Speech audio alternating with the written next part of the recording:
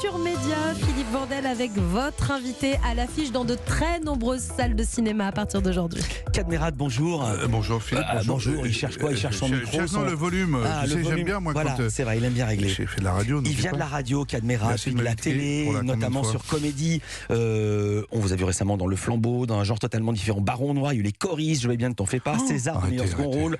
Il y a 15 ans, vous avez explosé quand même dans le métier avec Bienvenue chez les Ch'tis avec Danny Boone, et puis Superchondriac avec Danny Boone.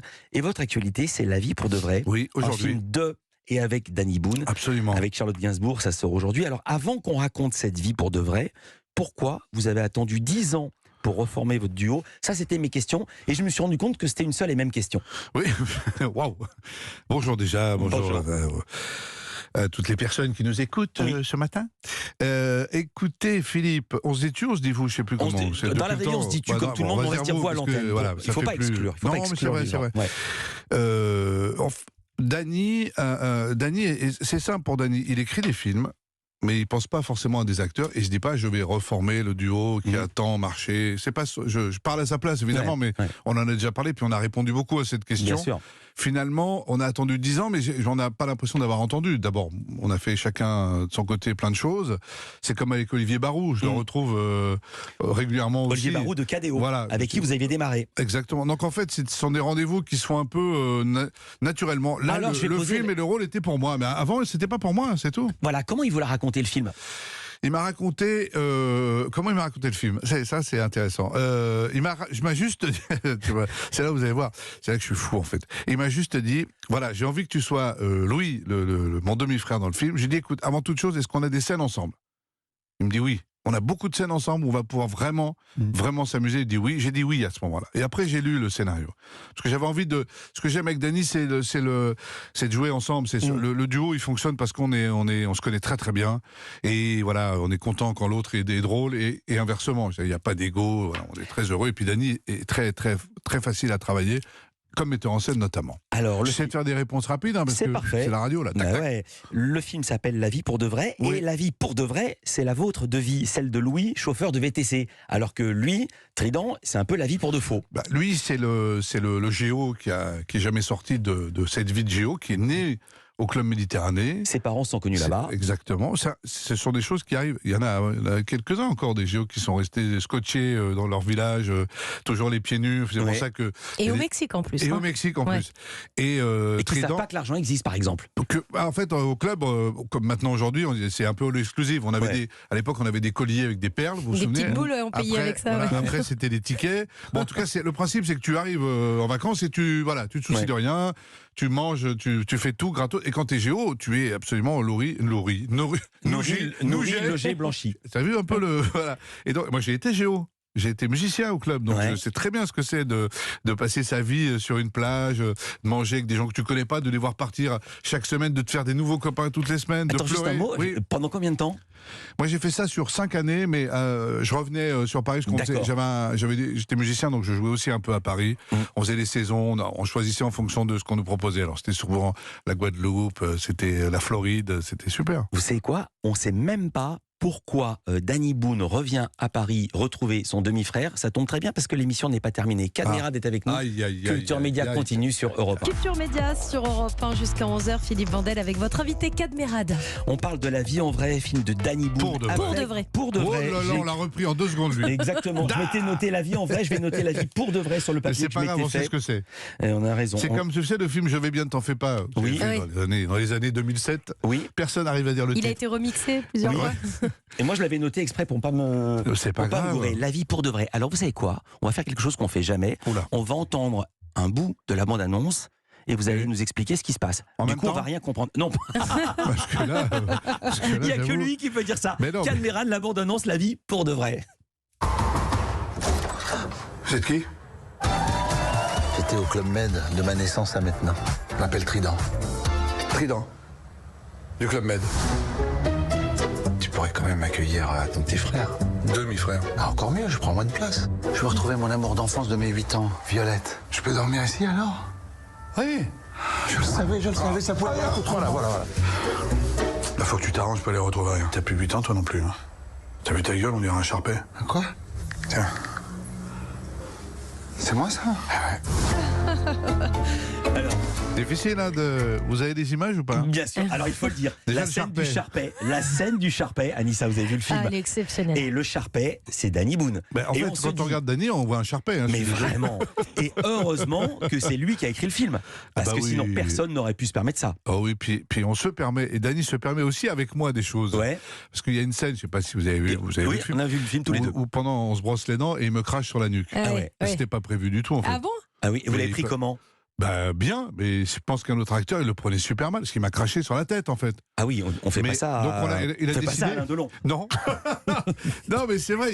Je pense qu'il y a des gens. Moi, on est tellement proches et tellement complices. Et bon, je suis un peu. Il aime bien ça.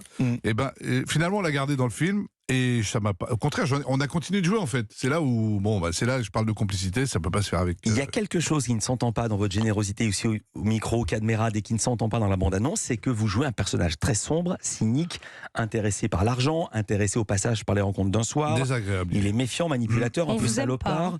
Au début. Hein. Il paye pas sa pension alimentaire. C'est intéressant à jouer. Oui, surtout il a un fils qui est champion de MMA, qui a pris le parti de sa mère et qui tape son père. Ouais. Pour récupérer la pension alimentaire. J'ai jamais vu ça moi. Ça n'existe pas en vrai. On y croit. Alors, vous l'avez joué. Ça n'existe pas. On ne sait pas. Vous l'avez joué comme un salopard, ou est-ce que vous avez, comme on dit dans le métier, vous avez essayé de le sauver? Il n'y a pas à le sauver. Je l'ai pris comme il m'est arrivé dans la figure, quoi. Voilà, c'est un personnage effectivement. En fait, c'est toujours très jubilatoire de jouer les personnages désagréables, antipathiques, parce que. Mais alors. Oui. Je vais vous citer un compliment de Danny Boone qui dit une chose très gentille sur vous. Il dit, c'est un peu à la Louis de Funès qui jouait des personnages très antipathiques et pourtant on l'aimait. Ma question était, est-ce que vous l'avez joué comme un type antipathique ou comme quelqu'un qu'on va aimer? C'est une question difficile, Philippe. Je me suis dit, c'est la meilleure, je la garde pour la deuxième partie. Je vais vous dire quelque chose, je suis peut-être un acteur correct, mais de là à travailler autant et autant me torturer pour jouer un type désagréable, je me suis juste mis le costume, j'avais un metteur en scène, il y avait une idée de la scène, j'ai une idée du personnage sur la globalité, parce que moi je sais ce qui va y arriver, mais au départ c'est un type qui est comme vous et moi, à qui il arrive plein de merde, et on ne sait pas s'il est désagréable parce qu'il est comme ça, ou c'est parce que justement il a plein de problèmes. Et en plus, l'arrivée de ce demi-frère qui va lui récupérer son appartement, ça peut pas en faire quelqu'un d'agréable. Mais j'ai joué ça, de manière instinctive, comme je le fais assez souvent. Voilà. Quand Danny Boone arrive chez vous, on n'a qu'une envie, c'est qu'il dégage, évidemment, parce qu'on a installé votre personnage, donc on sent que c'est une sorte de boulet. Et vous dites que vous avez vraiment réussi à cerner votre personnage en habitant chez Danny Boone. Oui, en fait, Danny m'a proposé de vivre chez lui.